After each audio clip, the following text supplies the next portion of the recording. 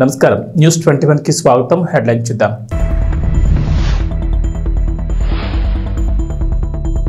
CM Revanth కు ప్రధాని Modi phone. రాష్ట్రంలో వర్షాలు వరదలపై ఆరా, ప్రభుత్వ పనితీరుపై ప్రశంసలు.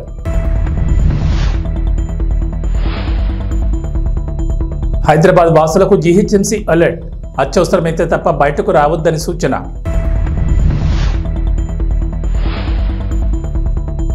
కేంద్ర హోంశాఖ మంత్రి అమిత్ షాకు చంద్రబాబు ఫోన్. ఏపీ పరిస్థితిని అమిత్ షాకు వివరించిన చంద్రబాబు.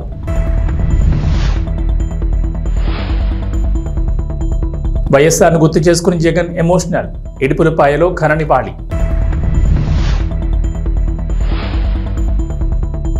తెలంగాణ ఏపీకి వాతావరణ శాఖ హెచ్చరిక.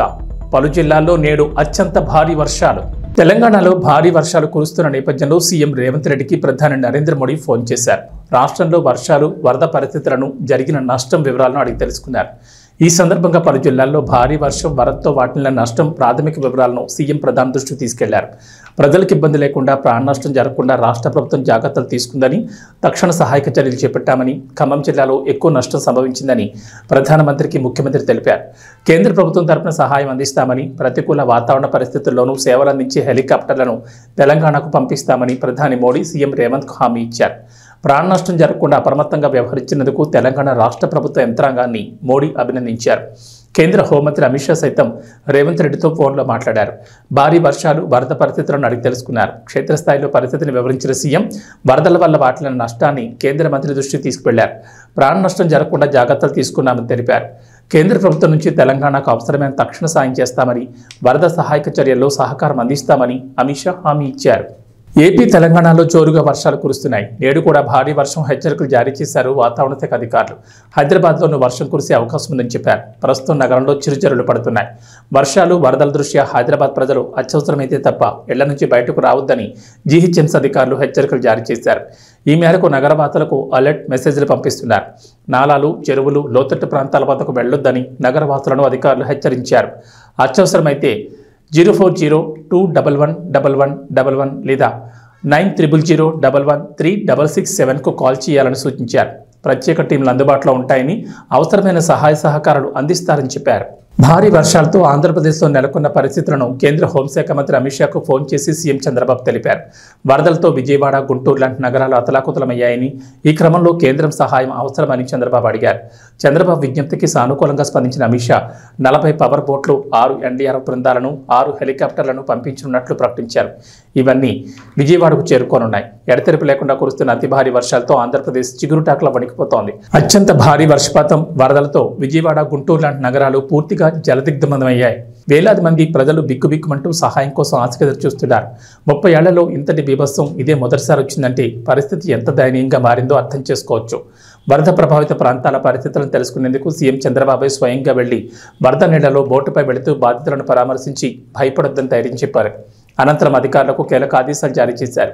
అంతేకాకుండా ఆంధ్రప్రదేశ్లోని ప్రస్తుత దయనీయ పరిస్థితిని కేంద్ర హోంశాఖ మంత్రి అమిత్ షాకు ఫోన్ చేసి వివరించారు. దివంగత మాజీ ముఖ్యమంత్రి వైఎస్ రాజశేఖర రెడ్డి 15వ వర్ధంతి నేడు. కుటుంబ సభ్యులు ఇడుపులపాయలోని వైఎస్ఆర్ ఘాట్ దగ్గర నివాళులర్పించారు. వైఎస్ఆర్ సతీమణి విజయమ్మ, తండ్రి వైఎస్ జగన్మోహన్ రెడ్డి, వైఎస్ భారతి, ఇతర కుటుంబ సభ్యులు, వైఎస్ఆర్సీపీ నేతలు ప్రత్యేక ప్రార్థనలో పాల్గొన్నారు. ఈ ప్రార్థనా కార్యక్రమంలో ఎంపీలు వైఎస్ అవినాష్ రెడ్డి, గురుమూర్తి, జిల్లా పార్టీ అధ్యక్షుడు రవీంద్రనాథ్ రెడ్డి, ఎమ్మెల్యేలు అమర్నాథ్ రెడ్డి, దాసరి సుధా, విరూపాక్షి, మాజీ డిప్యూటీ సీఎం అంజద్ బాషా, మాజీ ఎమ్మెల్యేలు కోరుమట్ల శ్రీనివాస్, చెవిరెడ్డి భాస్కర్ రెడ్డి, కడప మేయర్ సురేష్ బాబు, ఎమ్మెల్సీ రామసుబ్బారెడ్డి తదితరులు పాల్గొన్నారు. చిత్తూరు నగరంలోని లక్ష్మీనగర్ కాలనీలో ఉన్న జనసేన పార్టీ కార్యాలయంలో డిప్యూటీ సీఎం కొణిదెల పవన్ కళ్యాణ్ జన్మదిన వేడుకలను సోమవారం ఉదయం 10 గంటలకు ఘనంగా నిర్వహించారు. ముఖ్య అతిథిగా తిరుపతి ఎమ్మెల్యే తమ్ముడు ఆరణి శివ, చిత్తూరు ఎమ్మెల్యే గురజాల జగన్మోహన్ భారీగా కేక్ కట్ చేసి జన్మదిన శుభాకాంక్షలు తెలిపారు. రక్తదాన శిబిరాన్ని ప్రారంభించారు. కార్యాలయ ఆవరణలో మొక్కలు నాటే కార్యక్రమం నిర్వహించారు. అనంతరం వారు మాట్లాడుతూ డిప్యూటీ సీఎం పవన్ కళ్యాణ్ జన్మదినాన్ని ప్రపంచవ్యాప్తంగా జరుపుకుంటున్నారన్నారు. నిండు నూరేళ్లు ఆయురారోగ్యాలతో ఉండి రాష్ట్రాన్ని అభివృద్ధి బాటలో నడిపించారని ఆకాంక్షించారు. ఆయన మాట కట్టుబడి జన సైనికులు ఆయన వెంటే నడుస్తామన్నారు. కార్యక్రమంలో ఆరణి శివ, జనసేన, టీడీపీ నాయకులు, కార్యకర్తలు భారీ సంఖ్యలో పాల్గొన్నారు.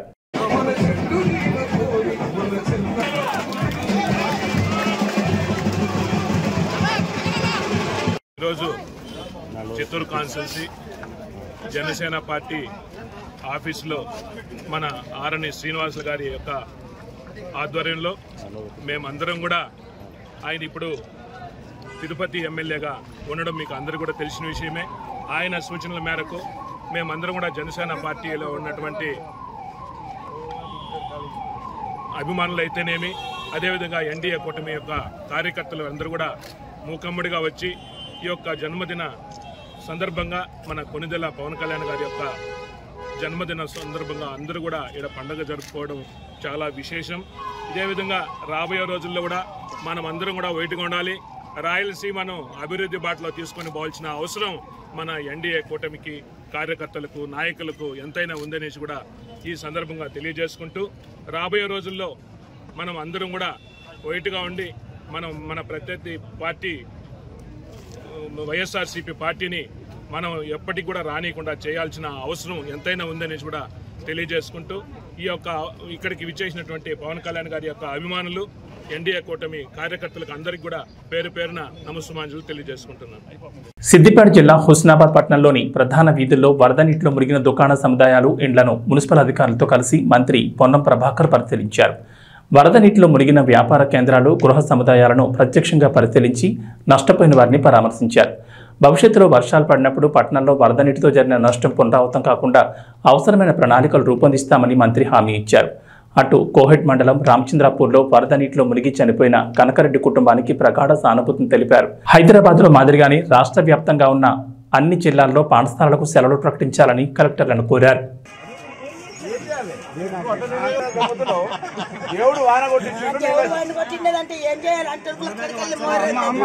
ఇంకా ఇల్లు కులగొట్టి మళ్ళీ కట్టమంటారా? నీకు కాదు, మా దగ్గర కూడా కట్టారు. మీ కరిమేళ్ళ కట్టినప్పుడు మా వెనక మైండ్ తాకుతూ 5 సంచాలు ఉంటుండే లోపల దంచుంది.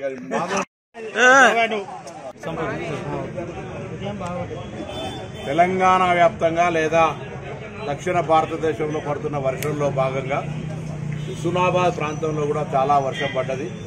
అందులో అన్ని మండలాలతో పాటుగా పట్టణంలో కూడా చాలా మంది ఇళ్లకు నీళ్ళు వచ్చినాయి.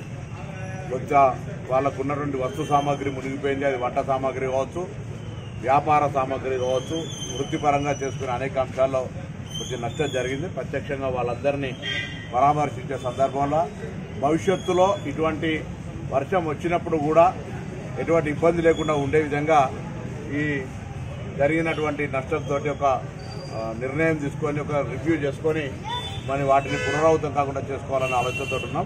నేను ఈ సందర్భంగా ఒకటే కోరుతా ఉన్నా, వర్షం ప్రకృతి సందర్భంగా పడుతూ ఉంది. వాస్తవంగా ఊహించిన దానికంటే ఎక్కువ పడుతూ ఉన్నప్పటికీ కూడా మరి బ్రేక్ ఇచ్చుకుంటూ పడడం వల్ల నీళ్లు కొద్దిగా ఫ్లోటింగ్ అయిపోయి ఇంకా ఎక్కువ నష్టం జరగాల్సి జరగలేదు. ఇప్పటికే మా నియోజకవర్గంలో ఒక కనకారెడ్డి అనే మా మిత్రుడు ఆవును రక్షించబోయి నీళ్ళలా కొట్టుకొని కోహెడ మండలం రామచంద్రపూర్ అని చనిపోయినాడు. అతని మృతికి సంతాపాన్ని కూడా తెలియజేస్తా ఉన్నాం. ఎవరు కూడా ఏదైనా వ్యవసాయ రీత్యా కావచ్చు, లేదా రైతులు, మత్స్య కార్మికులు కావచ్చు, లేదా ఈ విధంగా ఎక్కడైనా పశు సంపద నీళ్ళలో కొట్టుకోపోతుందని రక్షించాలనే పేరు మీద నీళ్ళకు పోయే ప్రయత్నం చేయొద్దని హృదయపూర్వకంగా విజ్ఞప్తి చేస్తాను. అదేవిధంగా ఇప్పుడు మా బస్సాపూర్ రోడ్డు, సిద్దిపేట హుస్నాబాద్ రోడ్డు కూడా ఓవర్ఫ్లో అవుతా ఉంది. అట్లే కోహెడ ముల్కనూరుకు సంబంధించినటువంటి రోడ్డు కూడా ఇంకా కొన్ని రోడ్ల మీద నీళ్లు పోతా ఉన్నాయి. కాబట్టి అటుపడ్డప్పుడు కూడా ఏదో ప్రయోగం చేసే విధంగా ఆ రోడ్డుపై ప్రయాణం చేయొద్దని కోరుతాం. ఇప్పటికే పోలీసులు, స్థానిక అధికారులు బ్యారికేడింగ్ చేసినారు. జిల్లా మొత్తం కూడా ఇటువంటి అన్ని రకాల జాగ్రత్తలు రాష్ట్రం మొత్తం తీసుకుంటా ఉన్నారు. కాబట్టి హుస్నాబాద్ నియోజకవర్గంలో అందరినీ కూడా మరొకసారి జాగ్రత్తగా ఉండమని, ప్రకృతి పరంగా లేదా ప్రభుత్వ పరంగా అన్ని చర్యలు తీసుకుంటాను. అందరూ అధికారులు ఎక్కడికక్కడ స్థానికంగా ఉండి కంట్రోల్ రూమ్లు కూడా ఏర్పాటు చేసి ఏదైనా సమస్య ఉన్నట్టయితే సమాచారం ఇస్తే వెంటనే రెస్క్యూ టీమ్గా అక్కడికి వచ్చి ముందు ప్రాణ నష్టం లేకుండా ఒకటి ఎక్కడైనా వాళ్ళందరినీ కూడా మరి సేఫ్టీ ప్లేస్కు పునరావాసం మార్చాలి ఎక్కడైనా అటువంటి అని అనుకున్నప్పుడు వాళ్ళందరినీ కూడా టెంపరీ అకామిడేషన్లో చేయాలని గవర్నమెంట్ ఆదేశించింది. ఒకవేళ వర్షాలు ఇట్లే కంటిన్యూ అయితే కూడా ప్రభుత్వం జిల్లా కలెక్టర్ గారికి కోరుతాను. మరి జిల్లాలో కూడా హైదరాబాద్ మాదిరిగా పాఠశాల సెలవులు ప్రకటించాలి. ఎందుకంటే వర్షం కంటిన్యూ అయ్యేదంటే ఇబ్బంది అవుతుంది. ఆ ఇబ్బంది దృష్ట్యా మరి అటువంటి ఒక నిర్ణయాన్ని కూడా తీసుకోవాలని అధికారాన్ని రాష్ట్రం ఆయా జిల్లా కలెక్టర్లకు ఇచ్చింది. ఇక్కడ కూడా మరి వర్షం ఎక్కువ ఉంది కాబట్టి అటువంటి నిర్ణయం తీసుకోవాలని కోరుతూ తప్పకుండా అన్ని రకాల చర్యలు ఈ వర్షాకాలం వల్ల జరిగిన నష్టాన్ని భవిష్యత్తులో వర్షాకాలం వరకు రాకుండా ఉండే విధంగా కొన్ని స్థానిక పెద్దలందరితోటి ప్రత్యామ్నాయ ఏర్పాట్లు చేసి వాటిని పూర్తి చేస్తాం. భారీ వర్షాల నేపథ్యంలో ప్రజలు స్వీయ రక్షణ పాటిస్తూ అప్రమత్తంగా ఉండాలని మంత్రి సీతక్క అన్నారు. ములుగు జిల్లా గోవిందరావుపేట, తాడ్వాయి మండలాల్లోని వరద ప్రభావిత ప్రాంతాల్లో పర్యటించారు. గోవిందరావుపేటలోని గుండ్లవాగు, జంపన్నవాగు, తాడ్వాయి మండలంలోని మొండ్యాలవాగు, జలగలంచవాగు వరద ప్రభావాన్ని కలెక్టర్ దివాకర్, ఎస్పీ శబరీష్లతో కలిసి పర్యటించారు. ఐటీడీఏ ఏటూరు నాగారంలో కంట్రోల్ రూమ్ ఏర్పాటు చేసినట్లు కలెక్టర్ తెలిపారు. ముందస్తు ప్రణాళికల ద్వారా ములుగు జిల్లాలో పరిస్థితి అదుపులోనే ఉందని, అలాగే జిల్లా యంత్రాంగం అలర్ట్గా ఉందని మంత్రి సీతక్క అన్నారు.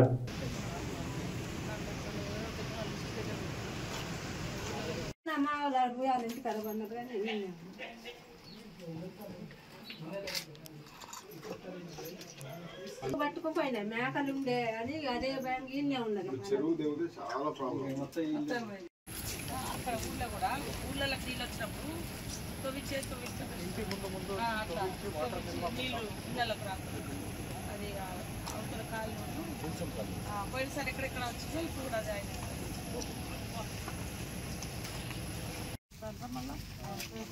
ఎన్ని పోయినాయి ఇట్లా మొత్తం 16 పోయినాయి.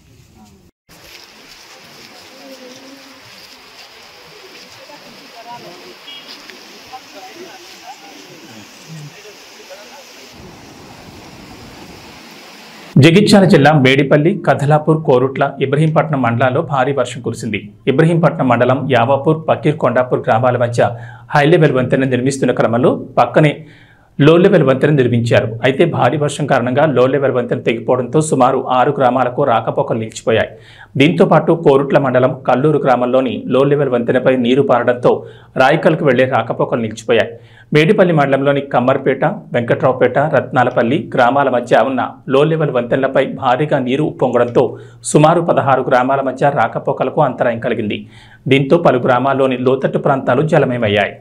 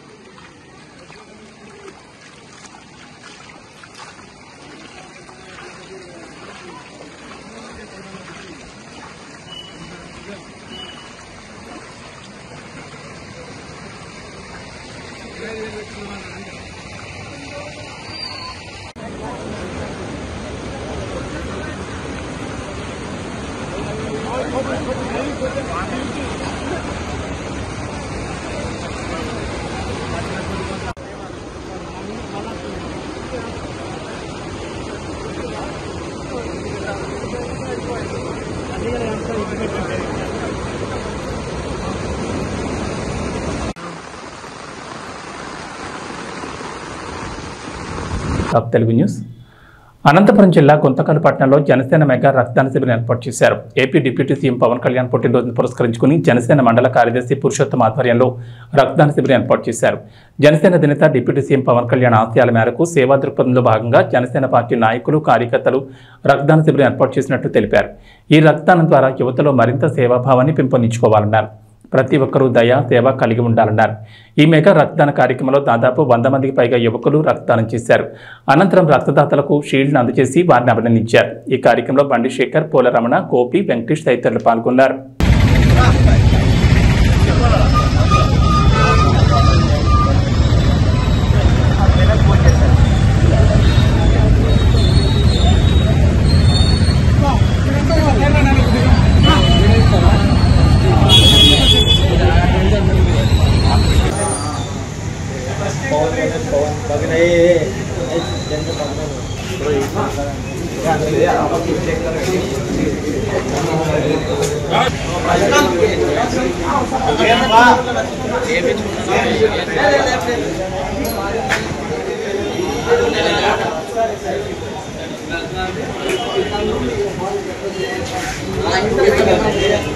ఈరోజు